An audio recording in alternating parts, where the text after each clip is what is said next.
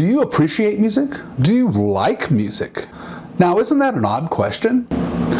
Maybe it isn't for some of you who maybe never have really enjoyed music.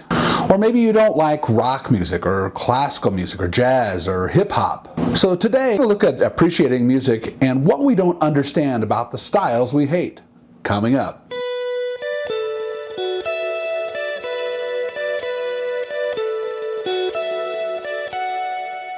Welcome to the Learn About Music channel. My name's Todd, and on this channel we talk about lots of things, about the small things about music. Sometimes they're things that can help the curious onlooker who just wants to know more about music, and other days it's for developing musicians. But I try to provide information on the periphery of all kinds of different things about music and to help people to get something out of this today. So if that's you, we're glad that you're here. Today we're going to talk about music appreciation, and this is one of the areas which we're going to dive into for the next 3 or 4 episodes, maybe more, we'll see.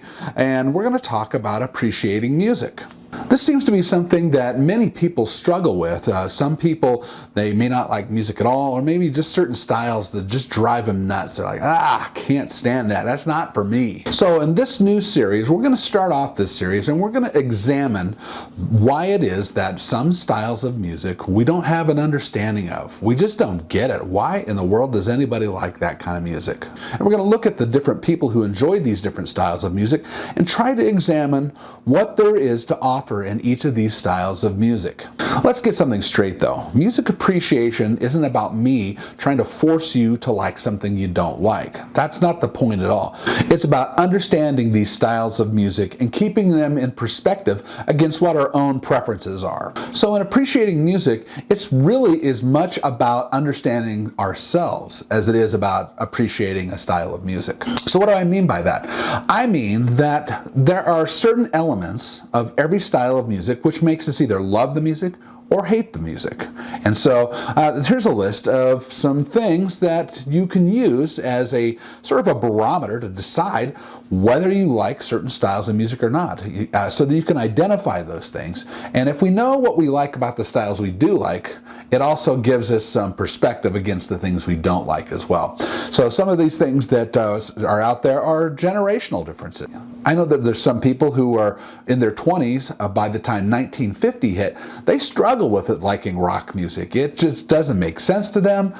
They grew up in a household where they were listening to other kinds of music, whether it be swing or country or rhythm and blues. That can be an element that separates how we look at music. Personality of the music we're listening to. Sometimes there are certain people that we like in a given style, and something about the style, the personality, how they carry themselves really draws us to them. That the way that they communicate makes us more open, or in some cases, some people out there, some artists that are so, what we would call toxic, to some people might be like the coolest thing ever. So personality can be a differentiator. In some cases, the volume of music. Is it too loud or is it too soft?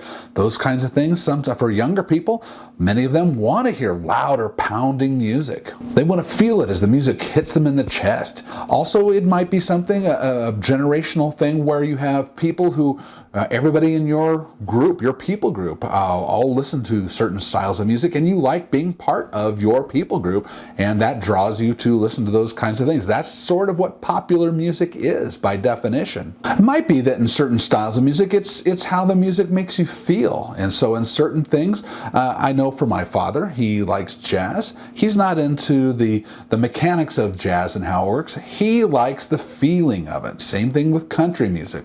Certain styles evoke certain things and how they make you feel. Maybe it's the meaning of the songs themselves. There are a lot of artists like Bob Dylan and other artists similar to him, Joni Mitchell, Paul Simon, who wrote deeper types of content, things that you would listen to, and they were something that you could ponder, and you got meaning out of the kinds of songs they were. And so you were drawn to that style because of the meaning of the songs themselves. And then finally, it could be the style of the performer. You could go back and talk about somebody like Frank Sinatra Sinatra, who was all about style. He had swagger, he had attitude, and the way he delivered his music, people just thought that was the coolest thing ever. Then you have somebody like Trent Reznor from Nine Inch Nails, very edgy and out there, or Marilyn Manson, Lady Gaga, Prince, Madonna. All these performers have very, very different types of styles, but there's something about them that people are really drawn to. And so because of their personality and their style, the way they perform, people are drawn to that kind of music as well. But on the flip side of all the things that I've just mentioned, people can be drawn to that, and they can also be repulsed by that too. And so those differentiators can be a push or a pull for anybody who's trying to appreciate a specific style of music. So the things that we gravitate towards are the things that we like. There are preferences. We enjoy those things. And we can use the list that we have here as sort of a guide to say, okay, I can see why I don't like this style of music because it's got X, Y, and Z, and those are things that are real turn-offs for me. So again, music appreciation isn't about trying to make you like a style of music that you don't like.